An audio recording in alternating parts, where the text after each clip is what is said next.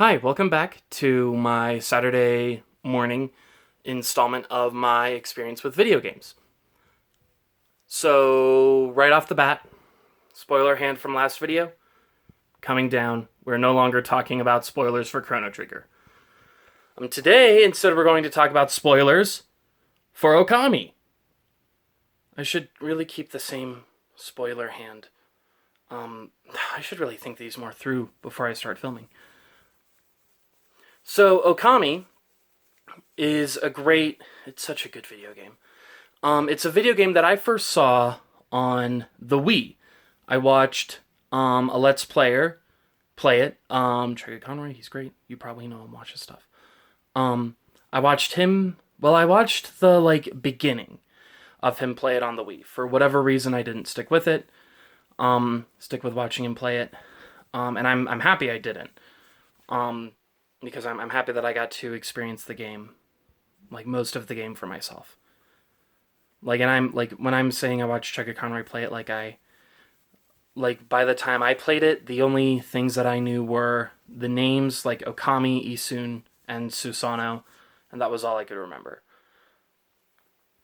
So, Okami is a video game that I first saw for the Wii, and it was cool for the Wii because it incorporated the motion with drawing. So you gain these powers throughout the game that are based on brush techniques, is what they're called. And you would point the Wiimote at the screen and then move the Wiimote. And how you move the Wiimote would cause a shape to appear. So if you moved in, let me see if I can get my hand, move in a circle, it would make a circle appear on the screen in the way that you moved it.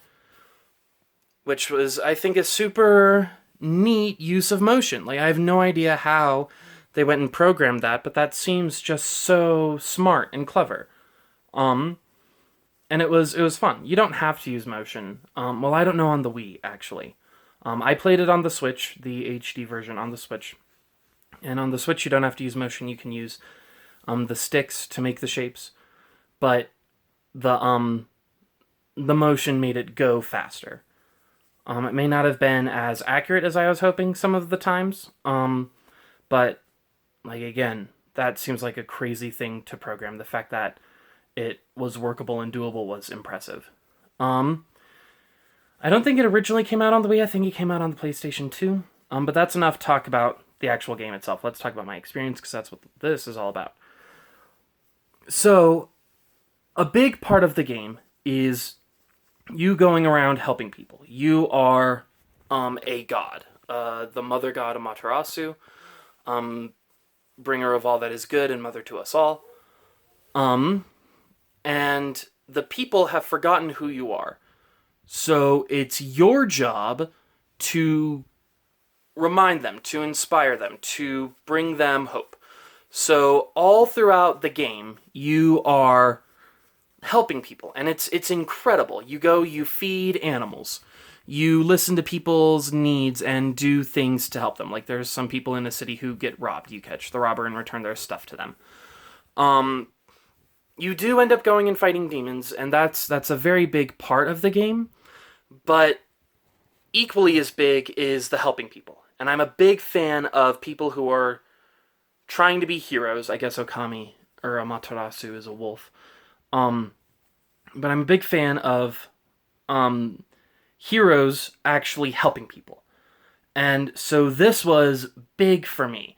I loved going around and feeding animals and restoring nature to what it was supposed to be. And getting the evil out of there and taking care of the people. And so by the final boss, when you've regained all your brush powers, but you're not at your full power yet, things were starting to click. I was like, that's interesting. We're supposed to be full power, but we're clearly not full power yet. You go back in time, you see full power Amaterasu, so you know what full power is supposed to look like. So you go into this final boss, you get all your powers, but you're not full powered yet. And then fighting the final boss is strong enough to strip you of your brush techniques. And so you go through the final boss, getting them back, taking them back from the final boss. And then like this crushing blow is dealt to Amaterasu. And so you're there and you're hopeless, like your powers have been stolen again at this point. And then you hear Isun, who's been following you around, telling people about how great you are. You hear Isun, and he's telling people to believe in you, that you are Amaterasu.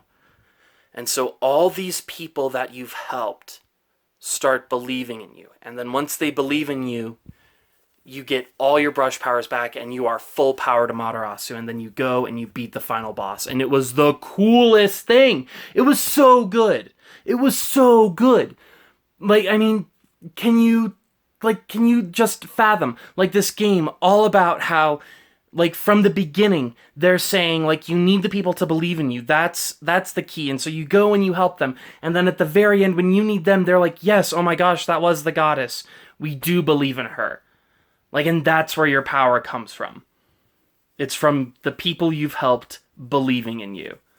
That it's so good. It's so good. It's such a wonderful game. Like, I know that was a big, heavy spoiler for the whole thing, but my gosh, go and play. And it's beautiful. It's based off of old Japanese artwork. Like, so okay. That's kind of a grape. It's beautiful, but that style of art is very flat. There's not really a lot of depth to it. So it's weird that they made like a 3D platformy type game based off an art style that's flat. So sometimes it doesn't register well, but I also have a problem with 3D platformers. The depth has never translated well for me. But that's beside the point. It's a great game. It's beautiful. It's got a beautiful story. It's absolutely wonderful. Totally play it. It's a great game. I'll see you guys next week. Probably talking about Little Nightmares, but I don't know, because the Splatoon 3 announcement, all I've played is Splatoon 2. So I don't know what game, because I've not beaten a new game next week. I don't know, but I'll see you then.